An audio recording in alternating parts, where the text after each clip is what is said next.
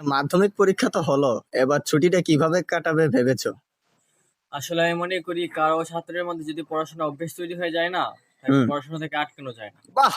তাই আমি পড়াশোনা অভ্যেসটা তৈরি করিনি। আরে, এটা কি? কিন্তু ভোরে ঘুম থেকে ওঠার যে অভ্যেস, ছোট্টবেলা থেকে বাহ, আমার অসাধারণ। খুবই বিরক্ত লাগে। আর এসব কি বলছো? তাই আমি ডিসাইড করেছি যে আমি 8টায় ঘুম থেকে উঠবো, এসব কি? কারণ আমি 9টার সময় ডিনার করি।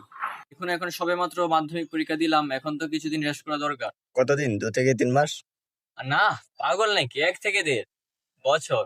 আরে, এখন সবে মাধ্যমিক পরীক্ষা দিলাম, এখন বাসায় এখন পার্টি পার্টি ব্যাপার, প্রতিদিন চিকেন মাটন এরকম ভালো ভালো খাবার খাওয়া হবে রেজাল্ট পর্যন্ত। রেজাল্টের পর খাবে না? রেজাল্টের পর দেবে না।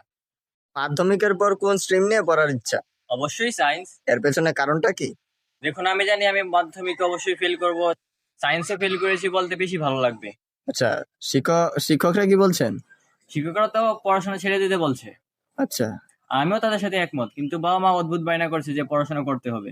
মাধ্যমিকের পর তোমার লক্ষ্যটা কি? আসলে আমি মনে করি কেউ যদি লক্ষ্য ঠিক করে নেয় না, তাকে কেউ আটকাতে পারে না। অসাধারণ। তাই আমি লক্ষ্যই ঠিক করে নিই। মাধ্যমিকের পরে অনেক স্টুডেন্টরা এই গুরুত্বপূর্ণ সময়টাকে ইউটিলাইজ করে না, ওরা ফাঁকি দিয়ে দেয়। হ্যাঁ, এটা আমিও দেখেছি যে অনেক স্টুডেন্ট আছে এই সময়টাকে ফাঁকি ফাঁকি দেয়। এ, ওরা খাওয়া খাওয়া দাওয়া করে, ঘুমিয়ে পার্টি করে, ইত্যাদি সময় নষ্ট করে ওরা এই সময়টাকে ব্যয় করে, আর লাইফে পিছিয়ে থাকে। তুমি কি চাও? আমি পিছিয়ে থাকতে চাই।